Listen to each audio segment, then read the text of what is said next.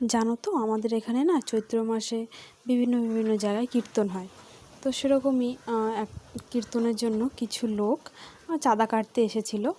তো বলল, আমার মাকে বলল যে বৌদি কার নামে চাঁদাটা কাটবো। তো মা বলল আমাকে যে মাম তোর বাবার নামটা বল। তো তখন আমার হঠাৎ করে মনে পড়লো যে আমার মা ঠাম্মা কখনো তাদের স্বামীর নাম মুখে নেয় না। এটা কেন নেয় না, কিসের কারণ, সেটা আমি আজ অবধি জানি না, জিজ্ঞাসাও করিনি কখনো। এটা আমার মা ঠাম্মা বলে না, অনেকেই দেখি যারা আগেকার স্ত্রীরা রয়েছেন, বয়স্ক মহিলা, তাদের তাদের স্বামীর নাম মুখে নেয় না। কিন্তু এখনকার অনেকেই নেয়, যেমন আমিও নিই। তোমাদের যদি কারোর জানা থাকে তো আমাকে অবশ্যই বলো যে যদি স্বামীর নাম নিতে নেই মুখে তাহলে কেন নিতে নেই।